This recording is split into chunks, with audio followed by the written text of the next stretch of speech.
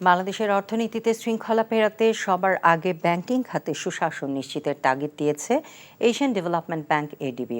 একই সাথে কর ব্যবস্থায় সংস্কার এগিয়ে নেওয়ার পাশাপাশি সরকারি ক্রয়ে স্বচ্ছতা নিশ্চিতের পরামর্শ সংস্থাটির। ঢাকায় এমসিসিআই আয়োজিত অনুষ্ঠানে বাংলাদেশে নিযুক্ত এডিবির কান্ট্রি ডিরেক্টর এডিমান গিন্টিং মূল্যস্ফীতি নিয়ন্ত্রণে সরকারকে কার্যকর পদক্ষেপ নেওয়ারও তাগিদ দেন। হাসানুল শাওনের রিপোর্ট। বিকাশে কম খরচে ক্যাশ আউটের লিমিট বেড়ে 50,000, প্রিয় এজেন্টও 2টা। Metropolitan chamber of commerce and ইন্ডাস্ট্রির লাঞ্চন মিটিংয়ে অতিথি ছিলেন বাংলাদেশে নিযুক্ত এডিবির কান্ট্রি ডিরেক্টর এডিমন গিন্টিং। বাংলাদেশের অর্থনৈতিক পর্যালোচনায় তিনি বলেন, বৈশ্বিক নানা চাপে থাকা অর্থনীতিকে পুনরুদ্ধারে আর্থিক খাতে সুশাসন নিশ্চিত করা জরুরি।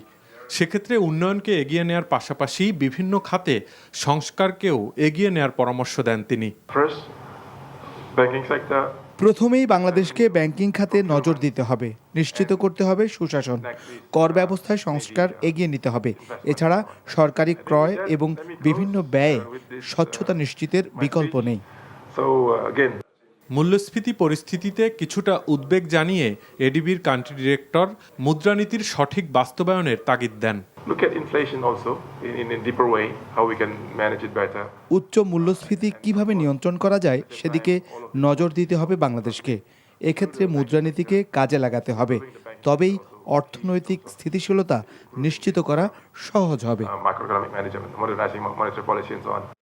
এছাড়া দেশি বিদেশি বিনিয়োগ বৃদ্ধিতে আরও মনোযোগী হতে সরকারকে পরামর্শ দিয়েছে Asian development bank. Hasanul Shaon, NTV news, Dhaka. বিকাশে কম খরচে ক্যাশ আউটের লিমিট বেড়ে 50,000, প্রিয় এজেন্টও 2টা।